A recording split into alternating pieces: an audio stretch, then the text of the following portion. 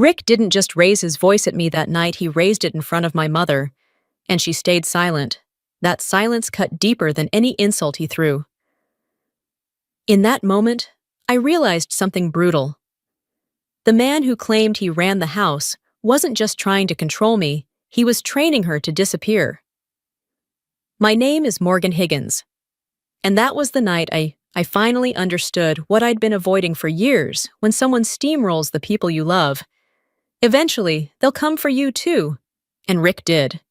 He just had no idea who he was coming for. The morning I arrived in Alaska, the cold hit me first sharp, unfiltered. Nothing like the soft winters back in DQC. Snow reached my ankles before I even made it up the porch steps, and every breath I took scraped against my lungs. The cabin sat tucked between sheets of ice-heavy pines, the kind of place that would have felt peaceful under different circumstances. I knocked once before letting myself in. The blast of heated air should have been comforting, but instead it felt claustrophobic, like walking into a room where an argument had just ended. My mother's voice floated from the hallway, thin and stretched, and then he appeared. Rick Calder filled the doorway with a posture that said he expected the world to shrink for him. Broad shoulders, controlled movements, a stare that slid over me as if scanning for weaknesses. Before I could set my bags down, he crossed to the thermostat and twisted it lower, muttering about wasting fuel. Then he eyed the boots I had just untied and nudged them aside with his foot. Unimpressed, he didn't ask how my trip was. He didn't ask how my mother was doing today. He pointed at the small collection of devices peeking from my backpack and said they were unnecessary clutter, then repositioned the coat rack like I had offended the order of the entire house by hanging my jacket wrong. Only after rearranging everything I'd touched did he look at me directly and declare that his rules were what kept this place running. His tone wasn't loud, but it carried a kind of ownership that settled over the room like a heavy blanket. My mother hovered behind him, trying to mask the exhaustion pulling at her eyes. She offered a smile meant to smooth the edges, but it wavered, caught somewhere between welcome and apology, standing there in the doorway, boots still wet, coat half-zipped. I felt the realization settle deep in my chest, whatever I thought I was returning home to. This wasn't it. And whatever this man believed he controlled, I was about to learn the hard way what it meant to live under his roof. Working from my mother's kitchen felt like trying to breathe through a pinhole. The space was small, the walls old, and every sound traveled farther than it should have. I kept my eyes on my screen, careful with every keystroke, attempting to blend into the quiet routine of the house. Rick moved around with a kind of restless authority, glancing at me whenever he thought I wouldn't notice, as if monitoring how much of the day I devoted to what he called staring at a machine. That afternoon, the cold seeped deep enough into the floor that my feet ached. I slipped off my heavy coat and draped it near the counter to let it dry. I barely turned away before hearing him rummage where he had no business being. When I spun back, he was already pulling the secure device from my pocket, as casually as someone fishing loose change out of a couch cushion. He shook it, held it against his ear, and studied it like he expected to uncover some hidden misdeed. Then he made his declaration he'd keep it until he felt I respected the order of his home. The way he said it wasn't a request. It was an ultimatum from someone who believed control was the same thing as leadership. I felt a sharp pull in my chest, but I forced myself to stay still. That device was not designed to spend a single second outside my reach. It held a direct line into systems he couldn't begin to imagine. Systems that didn't tolerate mishandling or interruption, but revealing any of that wasn't an option, as if the day needed more pressure. The local station broke into programming with an emergency update. A massive winter storm had shifted course, predicted to isolate entire neighborhoods for up to 72 hours. Rick muttered something about stocking firewood, but my mind was already racing, calculating risks far beyond the weather. A storm outside, another inside, and one I couldn't speak about tightening behind both. The weight of all three settled on my shoulders at once. By the next morning, the sky had dissolved into a pale, uneven sheet of white, the kind that made distance and depth feel uncertain.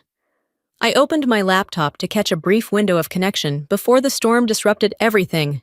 The moment my system synced, A coded message blinked across the screen, an encrypted alert routed straight from Elmendorf.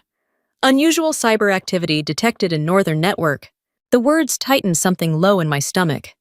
Two threats were converging: the storm barreling toward us, and a digital disturbance that had the potential to ripple through essential infrastructure.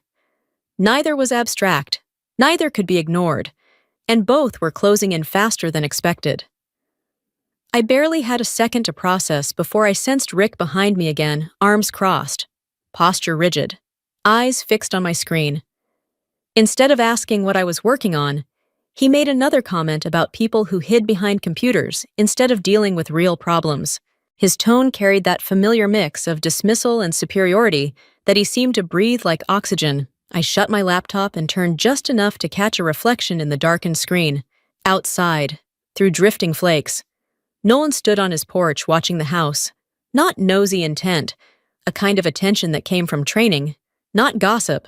Later, when I stepped outside to toss a bag of trash, he moved closer, snow crunching under his boots. His voice was low, gravelly, but unwavering as he pointed out how quickly I'd shielded my screen earlier. Too quick, too precise, too familiar to anyone who'd spent years in uniform. He didn't pry. He didn't congratulate himself for noticing. He simply gave a small nod, subtle, respectful, and unmistakably deliberate. Not a question, not an accusation, a promise. He knew I wasn't what I appeared to be, and he'd seen enough to decide he was on my side long before I'd ever ask. Nights in Alaska have a way of swallowing sound, which is why the faint creak that woke me felt so deliberate. It wasn't the groan of settling wood or the push of freezing wind. It was measured steps, slow, careful, intrusive. By morning, when the storm's gray light seeped into the room, the confirmation waited on my laptop the moment I opened it. Unauthorized access attempt. 02:14 a.m. Someone had been inside my machine.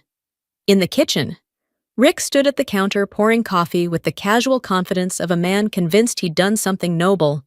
He claimed he'd only checked my laptop to be sure I wasn't hiding anything under his roof.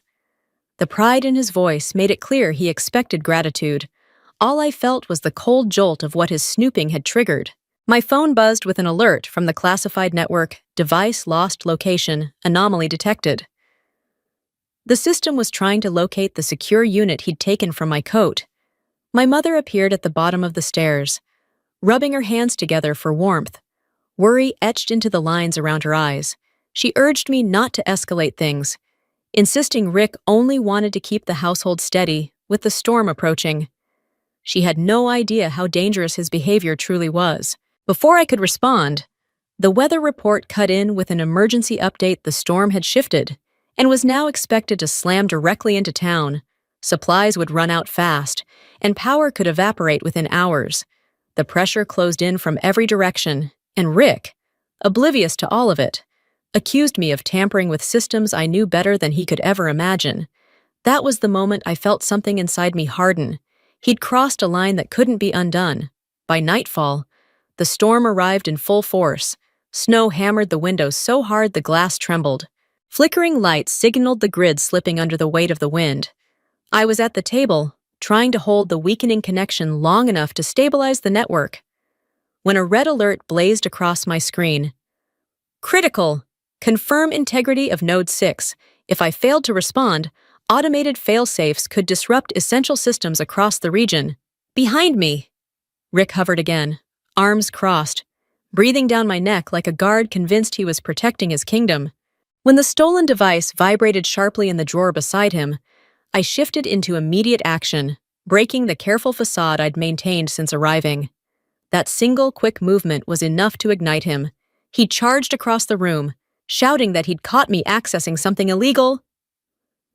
My mother pressed her hand to her mouth in terror, unable to process the storm outside and the chaos inside happening all at once.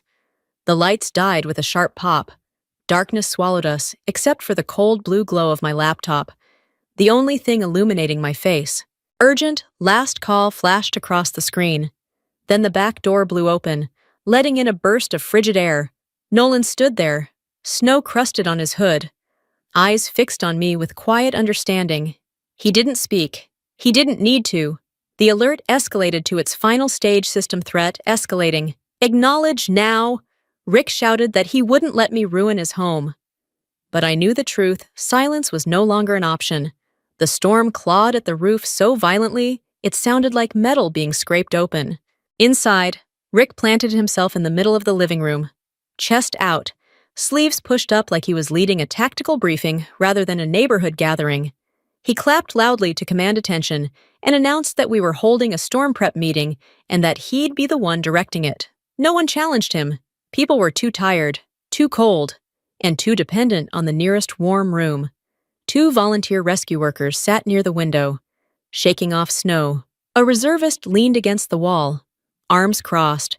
3 elderly neighbors took seats close to the heater. Nolan positioned himself in a corner, quiet but sharply observant. Rick sent me to pour coffee, trying to frame me as part of the support staff to boost his own authority. As I set mugs on the counter, the drawer near the table rattled violently. The device inside vibrated so hard the handle shook. Gasps rippled through the room. Rick shot me a scowl and barked a question about why I kept bringing noisy electronics into his house. He didn't know the sound. That insistent pulse was a federal-level emergency alert. My laptop flashed across the room, the screen glowing with a new message. Confirmation required. 10 minutes until protocol escalation. The words pulsed like a countdown to something neither the storm nor this house was prepared for. Sensing an audience, Rick seized the chance to criticize me publicly. He clapped again, telling the room I liked to sneak around with gadgets and that he was the one keeping everyone safe. The stares that swung toward me were a mixture of confusion and suspicion. I gripped the counter to keep my hands from shaking. Across the room, Nolan met my eyes and tilted his head in the slightest nod one practiced by people who understood time-sensitive crises. It meant I didn't have long. Then came the twist. One of the younger rescue workers opened the drawer searching for candles. He stopped cold when he saw the device. His voice cracked as he asked Rick why a military communication unit was sitting in his kitchen. Rick stumbled through an excuse about confiscating it because I didn't respect his rules. The room fell into stunned silence. I checked the clock. Less than 7 minutes remained. The power died in an instant, plunging the house into near blackness. My phone's flashlight cast a weak cone of light, and the faint blue glow from my laptop flickered like a heartbeat.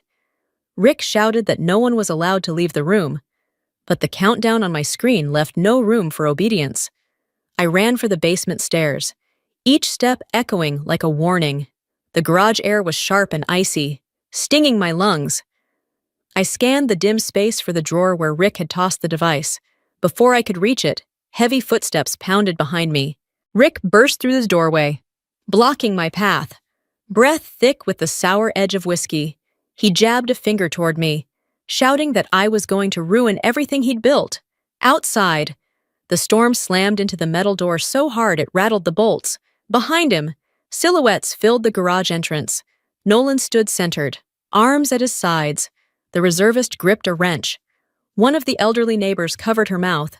They didn't intervene, not yet, but every eye was fixed on the confrontation. My phone buzzed violently in my pocket. Final alert. 2 minutes until system failure. I stepped forward and told Rick I needed the device. He responded with a low, shaking refusal, insisting he was the authority here. A fierce gust struck the garage door, causing it to quake. The brief sliver of light that cut through revealed the fear creeping into his expression. Then Nolan stepped forward, voice steady but cutting through the chaos with unmistakable force. Rick, you have no idea who you're stopping. Silence followed thick, electric, absolute. I placed my hand on the drawer's handle. In that breathless pause, I knew the reveal was seconds away. The garage roared with wind, the door rattling so violently it echoed in my ribs. Snow blasted through the cracks, stinging my face. But all I saw was Rick standing between me and the metal cabinet, clutching it like it proved he ruled something here. My phone buzzed with a final warning pulsing through my palm. 90 seconds until system failure. That was the moment the urgency swallowed any remaining restraint. I pulled off my heavy coat and let it drop behind me with a sharp thud. The instant the dress blues came into view, the noise in the garage died. The insignia on my shoulders caught the dim light. reflecting it straight into Rick's widening eyes. He stepped back as if distance might redraw the truth. Behind me, Nolan's heels snapped together, the sound cutting through the cold like a command. "Officer on deck!" Two reservists mirrored him immediately. Even those who didn't understand the protocol instinctively stilled, their breath suspended in the frigid air. Rick's mouth moved soundlessly before he finally managed to stammer out a question he already feared the answer to. I held his gaze and told him the simple truth. Real authority doesn't need volume. I walked past him, opened the cabinet, and retrieved the device. 60 seconds. The crowd parted without being asked, creating a silent passageway back into the house. I placed the device on the counter and began the override sequence. No one dared break the silence, not even the storm. The moment the device connected, the room fell into a hush so deep it felt like the walls were listening. I keyed in the verification codes, each sequence responding with a muted click. Outside, the storm rattled the windows, counting down with me. 30 seconds. I sent the override, bypassing the cascading failsafe before it triggered a regional shutdown. The network map brightened across the laptop screen, sections of the grid flickering from unstable to steady green. One by one, every critical point held firm. The reaction mode stopped. The threat dissolved. Relief swept through the room in one unified breath. Across from me, Rick stood motionless, pressed into the corner like he was trying to disappear into the drywall. His fists were clenched, but there was no strength left in them. A rescue worker stared at him as if seeing him clearly for the first time and asked if he had any idea what kind of federal offense he'd just committed by confiscating that device. The question hung in the air like a sentence. Neighbors traded whispers. Someone muttered that I'd just kept the entire town from going dark. Rick tried to respond, mumbled something about maintaining order, but the words collapsed under the weight of the truth. No one acknowledged him. It was as though the authority he'd clung to had evaporated the moment my uniform came into view. My mother stood near the stove, hands trembling as she watched everything unfold. When I completed the final sequence and stepped back from the counter, she whispered a question about how long I'd carried all of this alone. I didn't answer. The room itself had already spoken for me. Nolan stepped toward Rick, not threatening, but immovable. His voice was calm, almost compassionate. Yet it cut straight through the last of Rick's defenses as he told him he had never controlled this house, that shouting wasn't leadership, and that I had been trained to protect even those who misunderstood me. Rick had nothing left to say. A man from the radio station leaned in and murmured that word of this would spread quickly. I told him I didn't need the attention, but we both knew it was already too late. When I closed the laptop, the silence that followed felt like judgment settling into every corner of the room. 3 days after everything unraveled, the storm finally released its hold on the town. The sky softened into a pale blue, and sunlight glinted off the thick blanket of snow that covered the road like a clean slate. When the military SUV pulled into the driveway, its tires crunching through the ice, I felt the familiar pull of duty settling back into place. Jenkins stepped out, his posture crisp despite the cold, and gave me a respectful nod. "Ready to return to base, ma'am?" Before I could step toward the vehicle, my mother wrapped her arms around me.